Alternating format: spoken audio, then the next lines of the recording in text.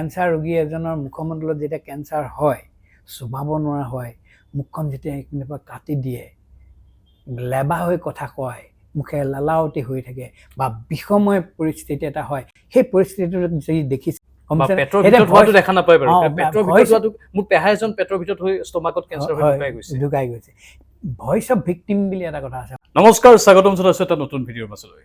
আজি মোৰ সৈতে আছে এজন বিশিষ্ট চিকিৎসক, যোৰহাট জিলাৰ টিবি নিয়ন্ত্ৰণ বিষয়া, ধঁপাত নিয়ন্ত্ৰণ বিষয়া আৰু এইডছ নিয়ন্ত্ৰণ বিষয়া ডাক্তৰ ভক্তিময় ভট্টাচাৰ্য ডাঙৰীয়া। নমস্কাৰ। নমস্কাৰ ছাৰ।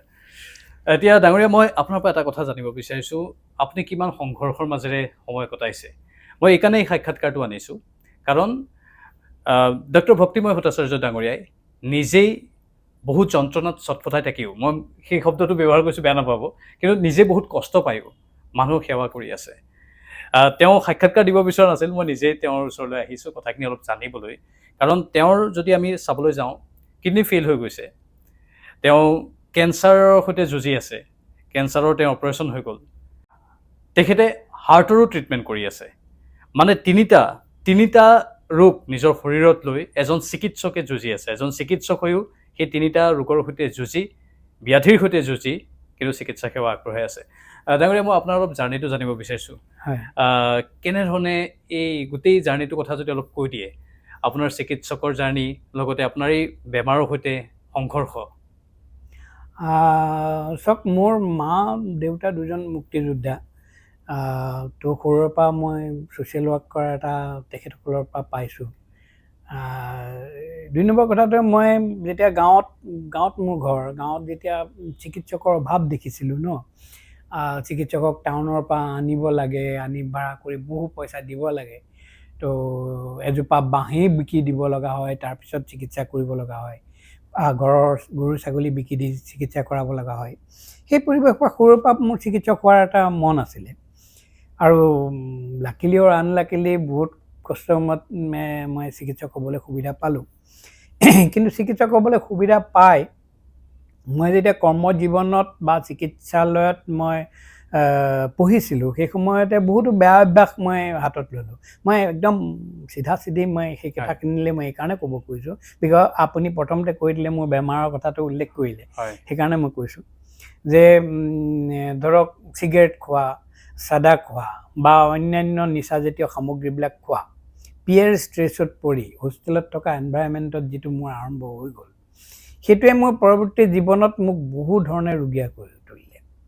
আৰু সেই ৰোগবিলাক আচলতে নিচাযুক্ত সামগ্ৰী খালে যিমানবিলাক বেমাৰ হয়, খন্তেকীয়া আমেজ যেতিয়া আমি পাই থাকোঁ, তেতিয়া সেইটো এটা অনুভৱ কৰা নাযায়।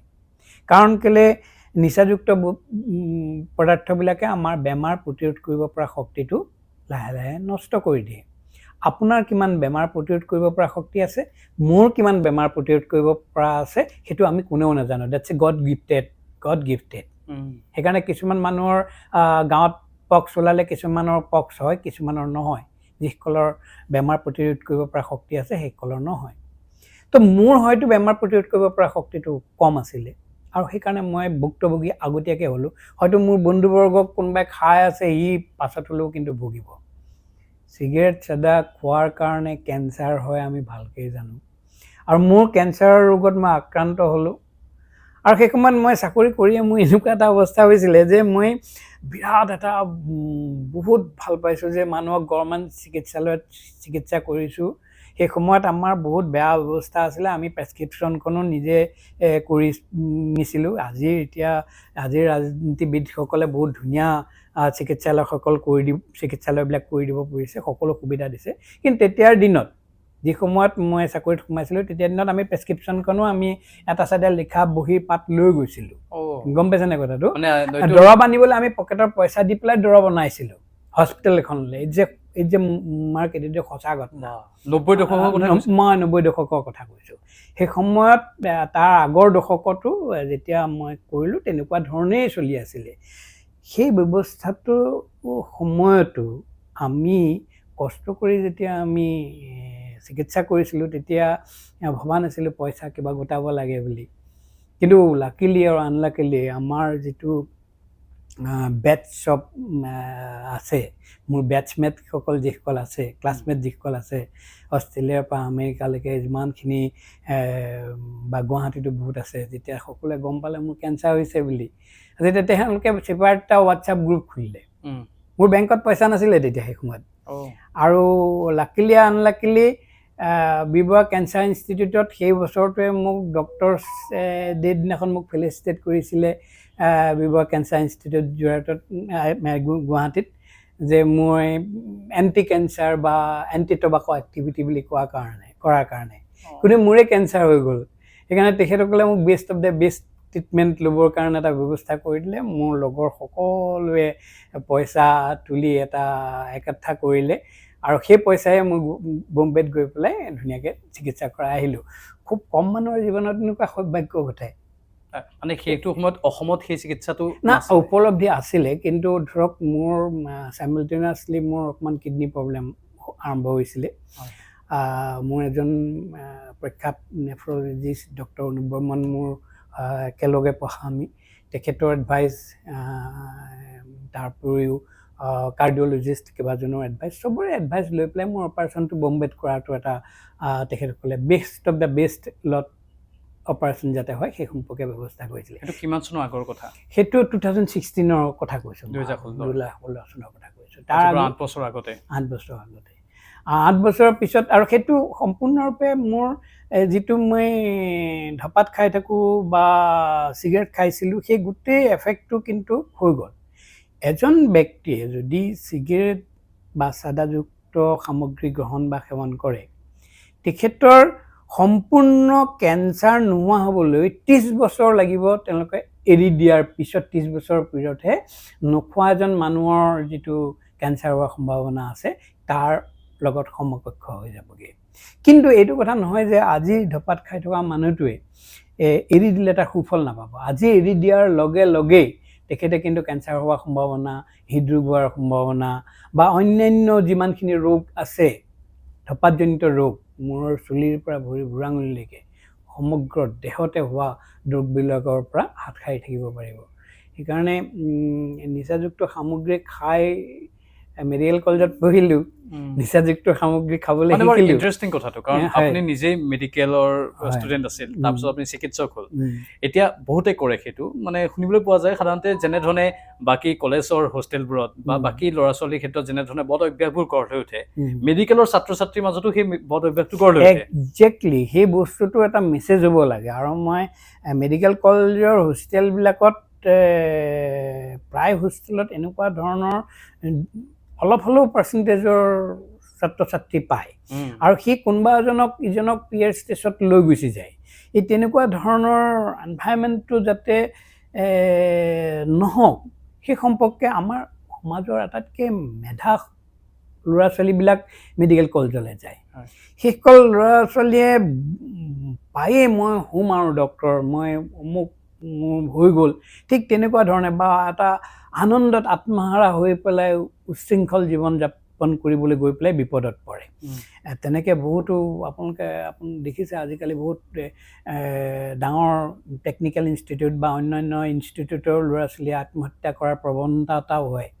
মই মোক মাফ কৰি দিব, মই আত্মহত্যা কৰিছোঁ, হালিতে বোধহয় এজন ব্যক্তিৰ হৈছে।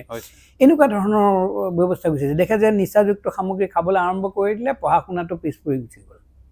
যি ল'ৰাজন এজন মেধা সম্পন্ন ব্যক্তি আছিলে, সি নিজৰ জীৱনটো সম্পূৰ্ণৰূপে ধ্বংস কৰি দিয়ে। আৰু ইয়াৰ পৰা কিন্তু বাচিব পৰা যায়। মানসিক শক্তি যদি মানুহে লয়, আৰু সঁচাকৈ যদি সেইসকল ছাত্ৰ ছাত্ৰীয়ে ভাবে যে we are the cream of the society, আমি সমাজখনক আদৰ্শ দিব লাগে, আমি সমাজখনক বেয়া আদৰ্শ দিব নালাগে। যেতিয়া এজন ডক্টৰে চিগাৰেট 4টা পেচেণ্ট চাই লোৱাৰ পিছত চিগাৰেট এটা খাই লৈ আহি ফ্ৰেছ হৈহে 5 নম্বৰ প্ৰেছক্ৰিপশ্যনখন লিখিব লগা অৱস্থাটো হয়, ডেট ডিপেণ্ডেঞ্চি ক্ৰিয়েট কৰে। আৰু সেই পেচেণ্টজনৰ যেতিয়া ডক্টৰজনৰ মুখত চিগাৰেটৰ গোন্ধ পায়, কি সাহসত ডক্টৰজনে ক'ব যে চিগাৰেট আপুনি খাব নালাগে বুলি? আপুনি কওক। সেই তেওঁৰ মানসিকতা নাথাকে, আৰু তেওঁ কোনোদিন সেইটো এডভাইচ নিদিয়েও। আৰু বহু চিকিৎসকৰ এইটোৱে, নিজে যেতিয়া ড্ৰিংকছ কৰি থাকে, নিজে যেতিয়া পাৰ্টিলৈ গুচি যায়, তেতিয়া কেনেকৈ ধৰণে তেওঁ ক'ব যে আপুনি ড্ৰিংকছ নকৰিব, আপোনাৰ লিভাৰটো বেয়া হৈ যোৱাৰ সম্ভাৱনা আছে, আপোনাৰ ফেটি ডিজেনেৰেশ্যন আৰম্ভ হৈছে, আপুনি লেখে আপুনি ফাইব্ৰচিছ হেৰি স্কেন কৰক বুলি। কিন্তু এই সৰু এক্সাম্পলটো তেখেতে দিয়াৰ মানসিক যিটো সাহস, সেই সাহসটো তেওঁলোকৰ নোহোৱা হৈ যায়, কাৰণ তেওঁ নিজে খাই আছে। এই বস্তুটো কিন্তু আমি মানে সকলো দিশৰ পৰা এজন মানুহক চিকিৎসা কৰিব লগা হয়। সুন্দৰ কথা এইখিনি। মানে এজন বিশিষ্ট চিকিৎসকৰ ইয়াৰ অকপট স্বীকাৰোক্তি বুলি মই কৈছোঁ। তেওঁ সমাজৰ কিবা এটা ভাল হওক বুলি সেইখিনি কথা কৈ দিছে, আৰু তেওঁ নিজেই তেখেতে নিজে ছাত্ৰ জীৱনত হয়তো কিবা এটা ভুল কৰিছিল, সেই ভুলৰ কিন্তু আপুনি নিজে কৈছে ভুক্তভোগী। নাই, মই একদম স্পষ্ট ভাষাত কৈছোঁ যে মই 11 চনত ডিপ্ল'মা কাৰ্ডিঅ'লজি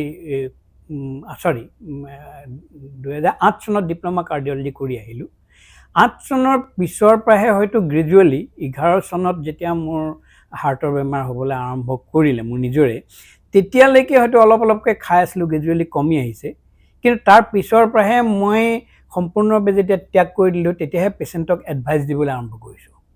আগৰ চোৱাত মই কোনোদিন জানি শুনিও যে চিগাৰেট খালে হৃদৰোগ হ'ব, চিগাৰেট খালে কেঞ্চাৰ হ'ব পাৰে, মই কোনোদিন এডভাইচ দি পৰা নাছিলোঁ। বোধহয় মোৰ ব্যক্তিগত বন্ধুৰো বহুতৰে সেই একে অৱস্থা। এই ব্যৱস্থাটোৰ কাৰণে আমাৰ এই চিকিৎসকৰ মানসিক চাপটো বহুত বেছি, আমি জানো, কাৰণ চিকিৎসকে নিজৰ জিৰণিৰ সময় কম পায়, সেইটো সত্য। যেনেদৰে আমি সাংবাদিকসকলে নিজৰ বাবে সময় কম পাওঁ, আমাৰ সাংবাদিকৰো বহুতৰে সেই বদ অভ্যাসটো আছে, কেতিয়াবা নিচাযুক্ত সামগ্ৰী লোৱাৰ। কেতিয়াবা ময়ো হয়তো লৈছিলোঁ, মই আজিকালি সেইবোৰ বাদ দিছোঁ, নিজেও ভুক্তভোগী। মই আজি অকপট স্বীকাৰোক্তি আপোনাৰ লগতে ময়ো স্বীকাৰোক্তিখিনি আগবঢ়াইছোঁ। সেইখিনি হয়, আমাৰ যেতিয়া মানসিক চাপটো যেতিয়া আমি নিৰ্ভৰ কৰিবলগীয়া হৈ যায়, কিন্তু সেইখিনি আমি নাজানো, সেই ষ্ট্ৰেছটো আমি কেনেধৰণে দূৰ কৰিম। এতিয়া আপুনি হয়তো সেইখিনি মানৱ সমাজক সেইখিনি শিক্ষা দি আছে। নহয়, এটা কথা ঠিক, মেডিকেল চায়েন্সত এটা কথা কৈছে যে 1 পেগ মাউন্টছ যদি ড্ৰিংকছ লোৱা যায়, বিশেষকৈ ৰেড ৱাইন লোৱা যায়, সেইটোৱে হাই ডেঞ্চিটি লাইপ'প্ৰটিন বেছি কৰে, যিটো প্ৰটেক্টেড ফেট বুলি কোৱা যায়। হাই ডেঞ্চিটি লাইপ'প্ৰটিন বেছি কৰে, ল' ডেঞ্চিটি লাইপ'প্ৰটিন কম কৰি দিয়ে, আৰু সেইটোৱে উল্টা হাৰ্টটো প্ৰটেকশ্যনে কৰে। কিন্তু আমাৰ সমাজত কি হয়, আমাৰ সমাজত সেই 1 পেগটো 1 পেগ হৈ থাকেনে? নাথাকে। প্ৰথমতে মদক খায়, কিন্তু পাছত মদে খাবলৈ আৰম্ভ কৰে, আৰু মদ বেছিকৈ খোৱা, ড্ৰিংকছ বেছিকৈ কৰাৰ কাৰণেই লিভাৰটো ওপৰত ষ্ট্ৰেইন পৰে। আৰু আমাৰ দেশৰ ক্লাইমেটটো এনেকুৱা নহয় যিটো ক্লাইমেটত আমি ড্ৰিংকছটো খাই থাকিলে আমাৰ কাৰণে লাভজনক এটা হয়। এটা কথা ঠিক, ৰিক্ৰেচনেলভাৱে কোনোবাই যদি কেতিয়াবা এটা পেগ ঘৰত গৈ পেলাই খাইছে, কোনোবা ষ্ট্ৰেছত থকা ডক্টৰ, নহ'লে বাকী ডক্টৰসকলে বন্ধুসকলে বহুতে বেয়া পাব এতিয়া, কিন্তু এইটো কথা ঠিক যে তেখেতে সেইটো বস্তুটো হয়তো হাৰ্ম নকৰে। কিন্তু সেই বস্তুটো যদি এটা জেনেৰেলাইজ মেছেজ হৈ যাবলৈ হয়, কিন্তু আমি মানুহৰ কাৰণে বহুত অন্যায় কৰিম। কাৰণ কেলৈ এটা পেগ নহৈ পেলাই বহু পেগলৈ আৰম্ভ হৈ গুচি যায়, আৰু মানুহজন বেমাৰী হয়, যিটো আমি দেখা পাওঁ। আৰু সেই পৰিৱেশটো কেনেকুৱা হয় জানেনে? যেতিয়া এজন বাপেকে ড্ৰিংকছ খায়, এজন মাকে গুটকা পেকেট, আজিকালি মাকবিলাকেও গুটকা খাবলৈ মহিলাই খাইছে, ঘৰখনৰ পৰিৱেশটো এনেকুৱা হয় যেন গুটকা বা ড্ৰিংকছটো বেয়া বস্তু নহয়, তেনেকুৱা ধৰণৰ এটা পৰিৱেশ হয়। আৰু সেইটোৱে এনেকুৱা ধৰণৰ এটা নিজৰ ল'ৰা ছোৱালীবিলাকৰ ওপৰত, আমাৰ নেক্সট জেনেৰেশ্যনৰ ওপৰত প্ৰভাৱ পৰে, আপুনি ভাবিব নোৱাৰে। ধৰক মাকে 10 টকা এটা দি পেলাই গুটকা পেকেট এটা আনিবলৈ ল'ৰা বা ছোৱালীজনীক দিলে, সি গুটকা পেকেটটো আনিলে, তো মাকে মিহলাই খোৱা দেখিলে, পেকেটটো পেলাই থৈ গ'ল। অকণমান দেৰি গৈ পেলাই সেই পেকেটটো কিনো খালে, ল'ৰা বা ছোৱালীটোৱে আনি পেলাই অকণমান খালে, মিঠা মিঠা লাগিলে, ভাল লাগিলে, গম পাইছে নে কথাটো? বা বাপেকে চিগাৰেটটো খালে, পেলাই থৈ গ'ল, সেইটোকে চিগাৰেট হুপি পেলাই অকণমান খাই পেলাই টেষ্ট কৰিলে, প্ৰথম জীৱনৰ ধপাতৰ সোৱাদটো তাৰ জীৱনত আৰম্ভ হৈ গ'ল।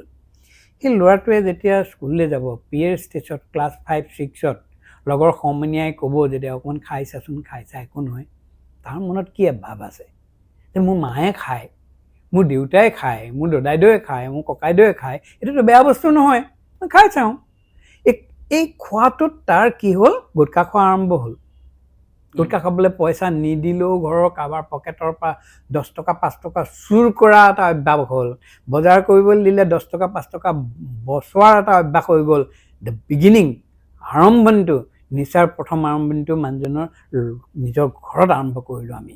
আমি চৰকাৰখনক দোষ দিওঁ, আমি পুলিচ প্ৰশাসনে কি কৰি আছে দোষ দিওঁ, আমি ৰাজনীতিবিলাকক গালি পাৰি থাকোঁ। আমি নিজে মাক দেউতাক হিচাপে বা ওচৰ চুবুৰীয়া ব্যক্তি হিচাপে আমি কি কৰি আছোঁ সেই কথাটো আমি কোনদিন ভাবি নাচাওঁ। আৰু সেই ল'ৰাটোৱে ক্লাছ 5-6ত সেই যি ধপাত বা গুটখা খালে, সি কিন্তু 9-10ত গৈ লগৰ সমনীয়াৰ লগত পৰি বিয়েৰ খাব। মনে মনে সেইবাৰ বিয়েৰৰ কাৰণে সি পইচা চুৰ কৰিব, 100-200 থাকিব।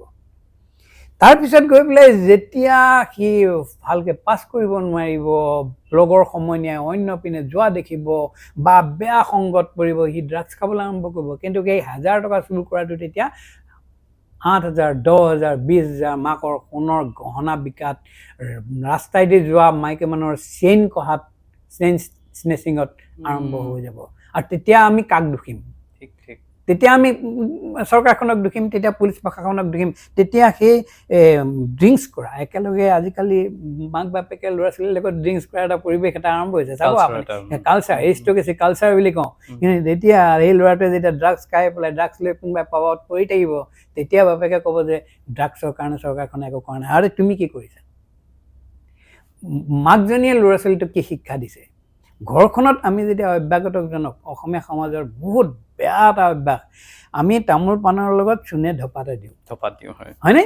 আৰু সেই চূণে ধপাতে যেতিয়া দিওঁ, ল'ৰা বা ছোৱালীজনীক ককায়েক দদায়েক ঘৰলৈ অহা সাক্ষাৎ দামোদৰ অতিথিজনক আপ্যায়ন কৰোঁ, মনততো ধপাতটো বেয়া বুলি কোনোবাই ক'লেতো এটা মনত হাঁহিব। স্কুলত যেতিয়া আমি শিকাবলৈ যাওঁ, আমি হেল্থ এডুকেশ্যন দিবলৈ যাওঁ, তেতিয়াতো বহুত ডাঙৰ কথা হৈ পৰে যে তাৰ মনত একদম দুৰ্দল্যমান স্থিতি হয়। এইটো ভাল নে বেয়া? ভাল নে বেয়া? নে এই ছাৰজনে আহি স্কুলত সঁচা কথা কৈছে, নে মোৰ মা দেউতাই ঘৰখনত সঁচা কাম কৰি আছে? এই স্থিতিত কিন্তু বৰ বেয়া। যেতিয়া এজন সৰু ল'ৰা ছোৱালীয়ে এটা প্ৰকৃত শিক্ষা নাপায় শিক্ষা নাপাই পেলাই কোনপিনে যাব ধৰিব নোৱাৰে, তেতিয়া সেই লগৰ সমনীয়া পিয়েৰ ষ্টেজটোৱে কাম কৰে। সেই তেতিয়াই কিন্তু চাদা বা নিচা খাবলৈ গুচি যায়গৈ। আৰু তাত যদি ঘৰুৱা যদি অশান্তিকৰ পৰিৱেশ থাকে, মাক দেউতাকৰ অশান্তি, মই একদম প্ৰেক্টিকেল পইণ্টৰ পৰা কৈছোঁ। কাৰণ কেলৈ মই আজি ইমান বছৰ 2008 চনৰ পৰা টবাকো কণ্ট্ৰলত কাম কৰি আছোঁ, আৰু মই দেখিছোঁ, আমি গাঁও ধপাত মুক্ত কৰিবলৈ চেষ্টা কৰিছোঁ। এই পৰিৱেশবিলাক কিন্তু আমাৰ সমাজত হৈ আছে। এই পৰিৱেশবিলাক বহুতো হয়তো শিক্ষা অনুষ্ঠানৰ মুৰব্বী, প্ৰিন্সিপাল, একমাত্ৰ ল'ৰা, খুব ভাল ডিবেট কৰিব পাৰিছিলে, এগ্ৰিকালচাৰ BSc, এতিয়া ড্ৰাগছ নাপালে থাকিব নোৱাৰে, আৰু গোটেই ঘৰৰ সকলো বস্তু বিকি শেষ কৰি দিছে। আৰম্ভ কিন্তু হৈছিলে ধপাত খোৱাতে। মাকে একদম পূৰা হেলেঙি বাই পেলাই ধপাত খাই ভাল পায়। বা এনেকুৱাও হয় কেতিয়াবা, কিছুমান ল'ৰা ছোৱালী মাক দেউতাকে নাখায়, কিন্তু আপুনি যে ক'লে ক্লাছ 5-6ত বন্ধুবৰ্গৰ সংগত পৰিও কিছুমানৰ অভ্যাস গঢ় লৈ উঠে। আমি ধৰি ল'লোঁ যে অমুকৰ মাক দেউতাকে একো নাখায়, বেয়া বস্তুৱে নাখায়, চিগাৰেট নাখায়, ধপাত নাখায়, স্কুলত গ'ল, কিন্তু সেই আনজন বন্ধুৰ মাক দেউতাকে খায়। তাৰপিছত তেওঁৰো তেনেকৈ অভ্যাসটো গঢ় লৈ উঠিছিল, আধা খোৱা চিগাৰেটটো দেউতাকৰ পৰা তুলি ধৰে, তাৰপিছত লগৰটোক কনভিন্স কৰায় যে খাচোন, খাই একো নহয়, তেনেকৈও বদ অভ্যাস গঢ় লৈ উঠে। এই বস্তুটোত কেইটামান বহুত ধুনীয়া অসমৰ ইতিহাস আমি জানিব পাৰোঁ। কেনেকৈ ক'ব পাৰোঁনে? অসমীয়া মানুহবিলাকক কানিয়া কৈছিলে। আমি আজিকালি কানি খাওঁ নেকি? কানিয়া কীৰ্তনৰ নিচিনা ধুনীয়া আৰ্থসামাজিক নাটক বা চৰকাৰী প্ৰচেষ্টা, স্বাধীনোত্তৰ কালৰ মুক্তিযোদ্ধাসকলৰ যি প্ৰচেষ্টা, সেই প্ৰচেষ্টাৰ যোগেদি আমি কানি মুক্ত হ'লোঁ। আমি ধপাত মুক্তও হ'ব পাৰিম, নিচা মুক্তও হ'ব পাৰিম। এই ড্ৰাগছৰ ভয়াৱহ আমাৰ যিটো সন্মানীয় মুখ্যমন্ত্ৰী মহোদয়ে এটা চেষ্টা কৰিছে সকলো প্ৰশাসনৰ যোগেদি, সেই সম্ভৱ, আমি কৰিব পাৰিম। কিন্তু সেই কথাটো আমি মন কৰিব লাগিব যে কানি যেতিয়া খাই আছিলে, তেতিয়া কি হৈছিলে? ভদ্ৰ সমাজৰ ঘৰত কানি খাইছিলে। কানি খাবলৈ কানি খোলা হৈছিলে। এজন মানুহ ঘৰত, গাঁৱৰ মুৰব্বীজনৰ ঘৰত কানি খোলা বহিছিলে। গাঁৱৰ মুধা ফুটা মানুহবিলাক আহিছিলে, একেলগে কানি খাইছিলে, বিভিন্ন উপায়েৰে খাইছিলে, বিভিন্ন মাধ্যমে খাইছিলে। খোৱাৰ পিছত কানিটো তিতা আছিলে। তিতা থকাৰ কাৰণে, যিটো আমি পঢ়িবলৈ পাইছোঁ এতিয়া, তিতা থকাৰ কাৰণে কানি খোৱাৰ পিছত মিঠৈ বা মিঠা বস্তু বনাইছিলে ঘৰত আৰু খাইছিলে। সেই মিঠা বস্তু খোৱাৰ আগ্ৰহৰ আলম লৈ পেলাই সৰু সৰু ল'ৰা ছোৱালীবিলাক ওচৰৰ আহিছিলে। ওচৰ চুবুৰীয়াৰ ল'ৰা ছোৱালীবিলাক আহিছিলে। ল'ৰা ছোৱালীবিলাক আহি ৰৈ থাকে যে কানিৰ খোলা কেতিয়া শেষ হয়, কেতিয়া মিঠা পৰ্ব আৰম্ভ হয়, মিঠা খায়, আৰু মিঠাখিনি খাবলৈ তেওঁলোকে অকণমান হ'লেও ভাগ পাইছিলে। কিন্তু মনত কি দেখিছিলে যে কানি খোৱা দেখিছিলে, কাক দেখিছিলে, যি গাঁৱৰ সমাজত গাঁওবুঢ়া এজন, গাঁৱৰ সমাজৰ মধ্যবিত্ত ফেমিলিৰ ব্যক্তিজন, যাৰ সৰু ল'ৰা ছোৱালীবিলাকৰ ড্ৰিম হয়, হ'ব ড্ৰিম হয় তেনেকুৱা ব্যক্তিত্ব হ'বলৈ। এতিয়া চাওক, এতিয়া শিক্ষকজনৰ দায়িত্বটো চাওক, এতিয়া সমাজত শিক্ষকজন, গাঁৱৰ পঞ্চায়তৰ প্ৰেচিডেণ্টজন, গাঁৱৰ চিকিৎসকজন, অন্যান্য ইঞ্জিনিয়াৰজন, অন্যান্য যিসকল ব্যক্তি, সাংবাদিকসকল, সেইসকলক যিসকল আমাৰ উঠি অহা প্ৰজন্মই ভৱিষ্যতে হ'ম বুলি ভাবিছে, তেখেতসকলে যদি খাই আছে, তেখেতসকলক অনুধাৱন কৰি আছে, তেখেতসকলক প্ৰত্যেকটো সময়তে লক্ষ্য কৰি আছে কি ষ্টাইলত, যেনেকৈ আমাৰ এই এডভাৰটাইজমেণ্টবিলাক চাই পেলাই আমাৰ মানুহবিলাকে তেনেকুৱা লয়, কেশৰৰ দম বুলি কয়। এই বস্তুটো আচলতে আমি প্ৰিভেণ্ট কৰিব পাৰিম তেতিয়াহে, যেতিয়া আমি নিজৰ সকলো ব্যক্তিৰে নিজৰ যিটো দায়িত্ব জ্ঞানটো আমি ল'ব পাৰিম। 2 নম্বৰটো কথাটো হ'ল কি, যদিহে কোনোবা এজন সমাজখনত আৰু এটা ডাঙৰ এটা আমাৰ ভুল হয়, যেতিয়া এজন ল'ৰাই ড্ৰাগছ খায়, এজন ল'ৰাই চিগাৰেট খাই থাকে, তই কৈ তাৰ লগলৈ নাযাবি দেই, সি একদম বিৰাট বেয়া ল'ৰা, সি বিৰাট বেয়া ল'ৰা, তাৰ ওচৰত নাহিবি। সি যদি আহেও মোৰ ল'ৰাগিটাৰ লগত খেলিবলৈ, ই ড্ৰাগছ খাই থাকে, ইয়াক কিন্তু তাহাঁতে লগত নাৰাখিবি। এই বস্তুটোৱে কিন্তু সেই ল'ৰাটোক আৰু নষ্টৰ পৰা আৰু বেয়াৰ পৰা বেয়া দিশলৈ গতি কৰাবলৈ সহায় কৰে। উৎসাহ জনায়। এই কথাখিনি আপুনি ক'লে, মাজত মই হস্তক্ষেপ কৰিছোঁ এটা কথাক লৈ। আপুনি যোৰহাট জিলাখনৰ দায়িত্বত আছে আৰু বহুত কাম কৰি আছে, এইবোৰ কাম আপোনালোকে চেষ্টা কৰিছে। মই মাজতে আপোনালোকৰ এটা বাতৰি পাইছিলোঁ, সেইটো সন্দৰ্ভতো মই বিশেষ প্ৰতিবেদন যুগুতাইছিলোঁ। তেতিয়া আপোনাৰো বহুতে কথা কৈছিলে যে কাম কৰি আছে, কাম কৰি থকাটো ডাঙৰ কথা, কিমান সফল হ'ব পাৰিছে সেইটো বাৰু পাছত মানুহে সেইটো বিবেচনা কৰিব, কিন্তু আপুনি যে কষ্টখিনি কৰি আছে সেইটো বৰ ডাঙৰ কথা। আৰু এনেধৰণৰ এই সমাজৰ এই ব্যাধিবোৰ দূৰ কৰাৰ কাৰণে আপুনি নিজেই এজন ভুক্তভোগী হৈ চেষ্টা কৰি আছে, আপুনি নিজেই সেইখিনি অভিজ্ঞতা জীৱনত লাভ কৰি ক'লে, এজন চিকিৎসক হৈও আপোনাৰ হয়তো কেঞ্চাৰ কথাটো যদি অলপ কওঁ, কেনেধৰণৰ কেঞ্চাৰ এটা হৈছিল, কলনস্কপি যদি কলনত হোৱা বুলি আমি গম পাওঁ, সেইখিনি কথা যদি আমি আমাৰ দৰ্শকসকলক জনাব পাৰোঁ, আপুনি যদি ক'ব বিচাৰে। চাওক, কেঞ্চাৰ প্ৰত্যেক মানুহৰ শৰীৰত আছে, কেঞ্চাৰ চেলবিলাক প্ৰত্যেক মানুহৰ শৰীৰত থাকে, কিন্তু আমাৰ শৰীৰৰ যিটো বেমাৰ প্ৰতিৰোধ কৰিব পৰা শক্তি, যিটো ফেগোচাইটিছ মানে WBC বা মেক্ৰফেজ বুলি এটা ছিষ্টেম আছে, সেই ছিষ্টেমটোৱে কেঞ্চাৰ চেলবিলাক, এবনৰ্মেল চেলবিলাক প্ৰত্যেকটো সময়তে নষ্ট কৰি থাকে, খাই পেলাই। কিন্তু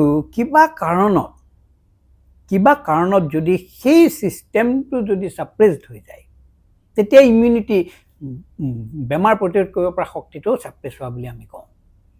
আৰু ইয়াৰ কাৰণে বিভিন্ন কাৰণ আছে, হাজাৰটা বহুত কাৰণ আছে, নিৰ্দিষ্ট কোনো এটা কাৰণ বুলি ক'ব নোৱাৰে যিটো কাৰণে কেঞ্চাৰ হৈছে বুলি, হাজাৰদিক কাৰণ আছে। কিন্তু ধপাত এটা এনেকুৱা এটা উদ্ভিদ, যিটো উদ্ভিদত প্ৰায় 5,000 বা 7,000 বিষাক্ত ৰসায়ন আছে।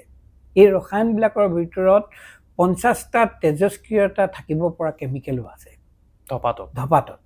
সেইকাৰণে কোনো প্ৰাণীয়ে ধপাতৰ গছজোপা নাখায়, কোনো জীৱ জন্তুৱে নাখায়। ধপাতৰ খেতিৰ কাৰণে কোনো বেৰ দৰকাৰ নহয়, মানুহে খায়। চাওক আপুনি, মানুহে খাই কেলে তাত থকা নিকোটিন নামৰ এটা নিচা কৰিব পৰা পদাৰ্থৰ কাৰণে। এই কেমিকেলবিলাকৰ ভিতৰত নিকোটিনো আছে। নিকোটিনে কি কৰে, মানুহৰ ব্ৰেইনলৈ গৈ পেলাই ডপামিনটো ৰিলিজ কৰি দিয়ে, আৰু কিডনীৰ ওপৰত থকা এড্ৰিনেল গ্লেণ্ডৰ মাজেদি যেতিয়া পাৰ হৈ যায়, এড্ৰিনেল ৰেটছ মানে এটা ধুনীয়াকৈ এড্ৰিনেল নৰএড্ৰিনেলিন হৰমনবিলাক ছিক্ৰেশ্যন কৰি পেলাই এলাৰ্টনেছ আনি দিয়ে, মন ভাল লগায় ডপামিনৰ কাৰণে। কিন্তু নেচাৰেলি মানুহৰ মন ভাল লগায়, কিন্তু এই বিষাক্ত কেমিকেলবিলাকে কি কৰে, সেই কেঞ্চাৰ চেলবিলাকৰ যিটো ছাপ্ৰেশ্যন কৰিব লাগে সেইটো বস্তু নাইকিয়া কৰি দিয়ে। সেইকাৰণে যাৰ কেঞ্চাৰ হোৱাৰ প্ৰৱণতা আছে, যি মানুহৰ কেঞ্চাৰ হ'ব পৰা অন্যান্য কাৰণো আছে, জেনেটিক, কোনোবা ফেমিলিয়েল ট্ৰেইন বা কোনোবা অন্যান্য ধৰণৰ কেমিকেলো তেওঁ এক্সপ'জ হৈছে। এইটো কথা মই কোৱা নাই অকল ধপাততে আছে বুলি কেমিকেল, অন্যান্য কেমিকেলবিলাকো আছে, যিবিলাক কেমিকেলে কাৰ্চিনোজেন হিচাপে কেঞ্চাৰ কৰিব পাৰে। সেই মানুহজনৰ সোনকালে কেঞ্চাৰ হোৱাৰ প্ৰৱণতা হয়, যিহেতু ধপাতত কেঞ্চাৰ কৰিব পৰা 50তকৈ বেছিটা কাৰণ একেলগে সন্নিৱিষ্ট হৈ আছে, সেইকাৰণে ধঁপাতৰ পৰা কেঞ্চাৰ হোৱাৰ সম্ভাৱনা বেছি, আৰু ময়ো এজন তাৰ ভুক্তভোগী। আপোনাৰ পেটৰ ভিতৰত হৈ মোৰ পেটৰ ভিতৰত কেঞ্চাৰ হ'ল, আৰু ভাগ্য ভাল যে মই কেঞ্চাৰ হোৱাটো আগতীয়াকৈ ধৰিব পাৰিলোঁ, যিহেতু মই এজন চিকিৎসক। সেইকাৰণে মই আগতীয়াকৈ ব্যৱস্থা ল'ব পাৰিলোঁ, আৰু সেইকাৰণে অকণমান হয়তো মেটাষ্টেচিছ বা অন্য জেগালৈ যোৱাৰ পৰা মই ৰোধ কৰি আহিছোঁ। যদিও মই বছৰি 2-3বাৰ বাহিৰলৈ যাব লগা হয়, 2-3বাৰ বাহিৰলৈ গৈ পেলাই অৱশ্যে আজিকালি অসমতো বহুত ভাল সুবিধা হৈছে। গুৱাহাটী মেডিকেল কলেজত মই পেট স্কেন যোৱা বছৰ কৰি গৈছোঁ, গোটেই শৰীৰৰে স্কেন কৰাইছোঁ, আৰু ভাগ্য ভাল এতিয়ালৈকে মই বাচি আছোঁ। কিন্তু গোটেই গুৰিটো ধঁপাতেই আছে, গুৰিটোত কিন্তু ধঁপাত। এতিয়া আপোনাৰ হাৰ্টৰো প্ৰব্লেম হ'ল, কিন্তু আপুনি এজন হাৰ্টৰো ডক্টৰ হয়। আপুনি মূলতঃ কোনটো বিভাগত স্পেচিয়েলাইজ? না, মই স্পেচিয়েলাইজেশ্যন মানে মই হাৰ্টৰ ডিপ্ল'মা কৰিছোঁ অসম মেডিকেল কলেজ ডিব্ৰুগড়ত, আৰু সেইটো PGDCC বুলি কয়, আৰু ফাৰ্ষ্ট বেটছৰ আছিলোঁ। ফাৰ্ষ্ট বেটছ মানে MBBS পাঠ্যক্ৰম সমাপ্ত কৰি ডেপুটেশ্যনত গভৰ্ণমেণ্টে PGDCC কৰিবলৈ দিছিলে, আৰু সেই হিচাপত মই সেই ট্ৰেইনিংটো বা সেই পষ্ট গ্ৰেজুৱেট কোৰ্চটো কৰি আহিলোঁ। কিন্তু অহাৰ পিছত কিন্তু মই প্ৰিভেণ্টিভ কাৰ্ডিঅ'লজিত বেছিকৈ কাম কৰিছোঁ। Preventive cardiology also A part of cardiology, যিটো প্ৰিভেনশ্যন মানে হাৰ্টৰ বেমাৰ নোহোৱাকৈ মানুহক কেনেকৈ ৰাখিব পাৰি, আমাৰ সমাজখনক কেনেকৈ সেইধৰণে আমাৰ মানুহবিলাকক ফিজিকেলি এবল কৰি ৰাখিব পাৰে, তাৰ ক্ষেত্ৰত মই বেছিকৈ কাম কৰিছোঁ বুলি ক'ব পাৰোঁ। হয়, এতিয়া আপোনাৰ পাৰ্শ্বক্ৰিয়া 3টা হৈ গ'ল। কেঞ্চাৰ হৈ গ'ল, সেই কলেজৰ দিনত MBBS পাঠ্যক্ৰম কৰি থকা সময়তে ধঁপাত বা তেনেধৰণৰ সামগ্ৰী লোৱাৰ ফলত হাৰ্টৰো বেমাৰ হৈ গ'ল, আৰু কিডনিৰ বেমাৰ। অকল কাৰণ গুৰিটো সেইটোৱে আছে? গুৰিটো কিন্তু মেইনলি ধঁপাতে আছে, মেইনলি ধঁপাত বা অতিমাত্ৰা সেৱন কৰিছিল। অতিমাত্ৰা সেৱন কৰা। তাৰপাছত আপুনি ভাবিলে যে মই সমাজৰ কাৰণে কিবা এটা কৰা দৰকাৰ? নহয়, তেনেকুৱাটো নহয়। সমাজৰ কাৰণে কাম কৰাটো মোৰ আগৰ পৰা আছিলে, কাৰণ কেলৈ মই ইউনিয়নত আগৰ পৰা আছিলোঁ, ইউনিয়ন সৰুৰ পৰাই কৰিছোঁ, বা ডিব্ৰুগড় মেডিকেল কলেজৰ ইউনিয়নতো আছিলোঁ। কিন্তু কৰি থাকোঁতে এটা যেতিয়া দেখিলোঁ যে এই স্তৰত মোৰ চাকৰিটো মই কেইবাটাও সুবিধা পাইছোঁ তেনেকুৱা ধৰণৰ ডিপাৰ্টমেণ্টত কাম কৰিবলৈ, কিন্তু এইখিনি কথা ক'লে আমি সমাজৰ ব্যক্তিসকলক, এজন মানুহকো যদি মই নিচা খোৱাৰ পৰা মই মুক্ত কৰিব পাৰোঁ, তেতিয়াই মই ছাকচেছ বুলি ভাবোঁ। কাৰণ কেলৈ এজন মানুহকো নিচাযুক্ত সামগ্ৰীৰ পৰা আঁতৰাই অনাটো বৰ কঠিন কাম। আৰু এই ক্ষেত্ৰত যোৰহাটৰ সাংবাদিক সন্থাৰ উত্তৰ পশ্চিম যোৰহাট সাংবাদিক সন্থাৰ সভাপতি ৰমেন শইকীয়া, জগন্নাথ অগ্নিবৰা, বা যিমানসকল যোৰহাট প্ৰেছ ক্লাবৰ সাংবাদিক আছে, সকলোৱে সহায় কৰিছে।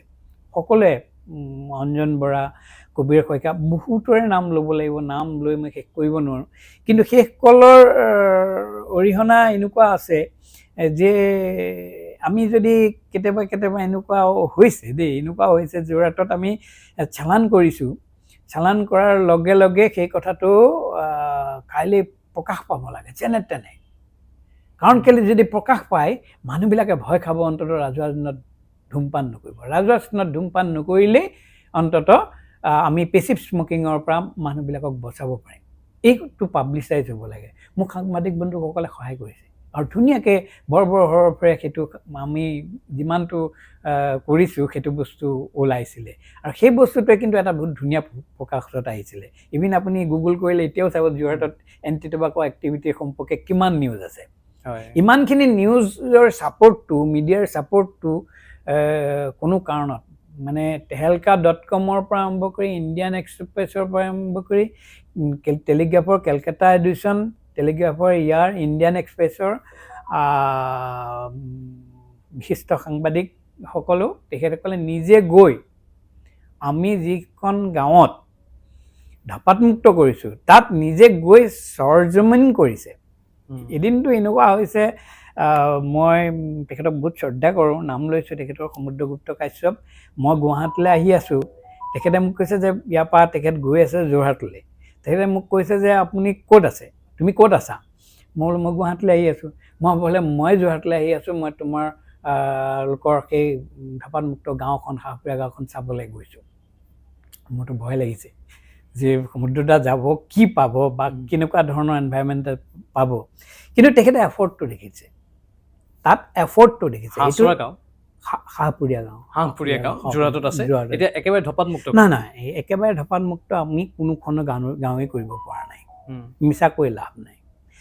কিন্তু টবাকো ফ্ৰী এফৰ্টটো আছে, মানে সেই এফৰ্টটো আছে। মানুহবিলাকে গৰিষ্ঠ সংখ্যক মানুহে ধপাতৰ অপকাৰিতা সম্পৰ্কে জানে, নাম্বাৰ 1। তাৰ অন্তত 40 to 50% বা কোনোবাটো 80% বা 90%লৈকে মানুহে ধপাত খাবলৈ এৰি দিছে। যোৰহাটত বহুত গাঁও আছে, গণকবাৰী গাঁও আছে উত্তৰ পশ্চিম যোৰহাটৰ, তাৰপিছত বাঘমৰা পতীয়া গাঁও বুলি এখন গাঁও আছে, আৰু বহুত গাঁও আছে তেনেকুৱা 10-15খন গাঁও আছে য'ত নেকি তেনেকুৱা ধপাতমুক্ত পৰিৱেশ কৰিবৰ কাৰণে তেখেতসকলে চেষ্টা কৰিছে। এতিয়া অসমৰ কথা ক'লো আমি, আপুনি HIV নিয়ন্ত্ৰণৰ কামো কৰি আছে, ধপাত মুক্তৰ বাবেও প্ৰচেষ্টা চলাই আছে, তাৰপিছত TBৰ হৈও কাম কৰি আছে। এতিয়া অসমত এতিয়া এনেকুৱা হৈছে বহুত বেছি কেঞ্চাৰ ৰোগী ধৰা পৰিছে, অসমত HIV ৰোগীও বহুত ধৰা পৰিছে, মানে উত্তৰ পূৰ্বাঞ্চলৰ কথাই কৈছোঁ মই, অসমসহ উত্তৰ পূৰ্বাঞ্চলত। এতিয়া আমাৰ এই কাৰণবোৰ আচলতে কিয় হৈছে আপুনি ইতিমধ্যে ব্যাখ্যা আগবঢ়ালে যে আমি সৰুতে ধপাত লওঁ, ধপাত আমাৰ এটা অভ্যাস হৈ যায়গৈ, বা আমাৰ একাংশ মাজত ড্ৰাগছ লোৱাৰ প্ৰৱণতা, বা আমাৰ বহুতে যিখিনি সাৱধানতা ল'ব লাগে সেইখিনি বহু ক্ষেত্ৰত নলয়গৈ, তাৰ বাবে HIVও হৈছে। কিন্তু মানে এতিয়া প্ৰতিৰোধ কেনেধৰণে কৰিব লাগিব থুলমূলকৈ অলপ মই শেষত সেইটো জানিব বিচাৰিছোঁ। ধপাত বাৰু বাদ দিবই লাগিব যে কেঞ্চাৰৰ পৰা মুক্ত হ'ব লাগে। নহয়, সেই বছৰ খুব ভাল কথা সুধিছে আপুনি, যে প্ৰত্যেকটো ছেক্টৰতে আজি মই চিকিৎসক হিচাপে মোৰ যিটো দায়িত্ব, আপুনি সাংবাদিক হিচাপে যিটো আপুনি দায়িত্ব, চৰকাৰখনৰ চৰকাৰী ব্যৱস্থাৰ প্ৰতি যিটো দায়িত্ব, এই সকলো দায়িত্বৰ সন্মিলিত যিটো প্ৰতিষ্ঠা, যেনেকৈ আমি কানিমুক্ত হ'লোঁ তেনেকৈহে আমি নিচামুক্ত হ'ব পাৰিম। এতিয়া মই অকল ধপাত বুলি নকওঁ, এটা বহল ভিত্তিত মই নিচামুক্ত বুলি কৈছোঁ, কাৰণ ড্ৰাগছৰ প্ৰভাৱটো বহুত বাঢ়ি আহিছে। এইটো ব্যৱস্থাটো কিন্তু অসম চৰকাৰৰ বৰ্তমানৰ মুখ্যমন্ত্ৰী মহোদয়ে কিন্তু বৰ ধুনীয়া এখন আইন আনিছিলে 13-14 বৰ্ষত, আছাম হেল্থ এক্ট বুলি। সেইখনত ধপাতৰ সম্পূৰ্ণ বিৰোধ কৰা হৈছিলে। কিন্তু আমাৰ কাৰণে দুখৰ বিষয় এইটোৱেই কথা যে এটা চেণ্ট্ৰেল গভৰ্ণমেণ্টৰ ল আছে এটা ছাবজেক্ট, সেই ছাবজেক্টৰ ওপৰত, আৰু অসম গভৰ্ণমেণ্টৰ এটা ছাবজেক্ট হ'ল, দুটাৰ কিবা ক্লেছ হোৱাৰ কাৰণে মই যিমানটো শুনিছোঁ যিমানটো শুনিছোঁ আমাৰ আইনখন নিটিকিলে। কিন্তু এনেকুৱা ধৰণৰ চৰকাৰীভাৱে যদি আইন আহে, চৰকাৰী ব্যৱস্থা হয়, বৰ্তমান কিন্তু এটা খুব ভাল ব্যৱস্থা হৈ গৈছে। আমি যোৰহাট ডিষ্ট্ৰিক্টৰ, যোৰহাটৰ SP, যোৰহাটৰ সন্মানীয় আয়ুক্ত মহোদয়ৰ যোগেদি আমি কিন্তু বহুত কৰিব পাৰিছোঁ।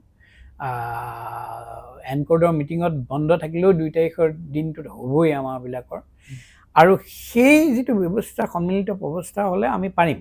কিন্তু সকলোবিলাক মিছা হ'ব যদি আমি ঘৰত সেই তামোল পাণৰ লগত ক'লা ধপাত টুকুৰা মলি খোৱা, চাদা মলি খোৱা যিটো অভ্যাস, সেই অভ্যাসটো আমি নাইকিয়া কৰিব নোৱাৰোঁ। সেই অভ্যাসটো নাইকিয়া কৰিব পাৰিলে আমাৰ সামাজিক ব্যাধি হৈ পৰা এই ধপাতৰ ব্যৱহাৰ যদি আমি সমাজখনৰ পৰা নাইকিয়া কৰি দিব পাৰোঁ, তেতিয়া বেমাৰ বহু পৰিমাণে কমিব, আধাখিনি বেমাৰ কমি যাব। আপুনি দেখিব আমাৰ কিমান টকা ৰাহি হ'ব, চৰকাৰখনৰ এইটো ভাবিব নোৱাৰিব। ধপাত মুক্ত হ'লে ড্ৰাগছ মুক্ত হ'ব, ড্ৰাগছ মুক্ত হ'ব। নিচাটো যেতিয়া ধপাত মুক্ত হোৱা মানে আপুনি ড্ৰাগছ মুক্ত হোৱাটো নিশ্চিত বুলি আপুনি ধৰি লওক। ড্ৰাগছ মুক্ত হ'লে HIV মুক্ত হ'ব। ড্ৰাগছ মুক্ত হ'লে HIV আপুনি হয়তো জানে, এতিয়া প্ৰধান আমাৰ শত্ৰু হ'ল IV একেটা ইনজেক্ট কৰি পেলাই হোৱা ড্ৰাগছ ব্যৱহাৰ। কাৰণ যৌন ক্ৰিয়াৰ ফলত যিখিনি সাৱধানতা ল'ব লাগে সেইখিনি লোৱাৰ ফলত খুব কম সংখ্যক ছেক্স এডুকেশ্যনৰ সম্পৰ্কে আমাৰ যিমানখিনি আমি এতিয়া আচাক্সৰ নেতৃত্বত 60 দিনীয়া এটা প্ৰগ্ৰেম কৰি আছোঁ। 100খন তেনেকুৱা ধৰণৰ এৱাৰনেছ এক্টিভিটি হৈছে, আৰু খুব ভালকৈ হৈছে। এই এক্টিভিটিবিলাক হোৱাৰ কাৰণে, যিটো এৱাৰনেছ এক্টিভিটি হোৱাৰ কাৰণে আমাৰ ল'ৰা ছোৱালীবিলাকে জানিব পাৰিছে। ৰেড ৰিবন ক্লাবৰ যোগেদি আমি স্কুল কলেজবিলাকত আমি শিক্ষা প্ৰদান কৰিছোঁ। কিন্তু সন্মিলিত প্ৰচেষ্টা লাগিব। কিন্তু সমাজৰ এনেকুৱাও কিছুমান ব্যক্তি আছে যি মাক দেউতাকে ড্ৰাগ পেডলাৰ হিচাপে ড্ৰাগছ বিক্ৰী কৰা পইচাৰে সৈতে কিনা গাড়ীখনত উঠি পেলাই ভাল পোৱা মানুহ আছে। সেইকাৰণে সেই মানুহখিনিক আমি কেনেধৰণে আমি শিক্ষা দি আমি আনিব পাৰোঁ, সেইটোৰ ওপৰত বহুত ডিপেণ্ড কৰিছে। এইখিনি বৰ গুৰুত্বপূৰ্ণ কথা ক'লে আপুনি। মই আপোনাৰ বহুতখিনি সময় ল'লোঁ, হয় কিন্তু মূল কথাটো হৈছে মই আৰম্ভণিতে যিটো শব্দ ব্যৱহাৰ কৰিলোঁ আপুনি হয়তো বেয়া পোৱা নাই। মই মানে আপোনাৰ কথা উদাহৰণ দি মই সমাজৰ কথাখিনি ক'লোহি। হয় হয় আপুনিও যথেষ্ট কষ্ট পাই আছে, সেইকাৰণে মই যদি ক'ৰবাত কিবা চটফটাই বুলি কোৱা শব্দটোৰ কাৰণে আপুনি বেয়া পাইছে নেকি বাৰু? নাই, কথাটো এনেকুৱা ধৰণৰ হয়। যে আমাৰ সমাজখনে চটফটাইছে, আমাৰ সমাজখনে চটফটাইছে। আমাৰ সমাজখনে চটফটাইছে। বহু ৰোগী, কেঞ্চাৰ ৰোগী এজনৰ মুখমণ্ডলত যেতিয়া কেঞ্চাৰ হয়, চুবাব নোৱাৰা হয়, মুখখন যেতিয়া এইখিনিৰ পৰা কাটি দিয়ে, লেবা হৈ কথা কয়, মুখে লালাৱতী হৈ থাকে বা বিষময় পৰিস্থিতি এটা হয়, সেই পৰিস্থিতিটো যদি দেখিছে সি কিন্তু ধপাত খাবলৈ বাৰম্বাৰ ভাবিব। বা পেটৰ ভিতৰত হোৱাটো দেখা নাপায় বাৰু। পেটৰ ভিতৰত ভইচ হোৱাটো, মোৰ পেহা এজন পেটৰ ভিতৰত হৈ ষ্টমাকত কেঞ্চাৰ হৈ ঢুকাই গৈছে। ভইচ অফ ভিক্টিম বুলি এটা কথা আছে। মই সকলো কেঞ্চাৰ ৰোগীকো মই এইটো আহ্বান কৰোঁ, তেখেতসকলে ওলাই আহি পেলাই তেখেতসকলে কেনেকৈ কেঞ্চাৰ হ'ল সেই সম্পৰ্কে সমাজত কওক। ই আমাৰ ভৱিষ্যত জনসাধাৰণক বহুত সহায় কৰিব। ঠিক আছে। ধপাতৰ সাহস যোগাব।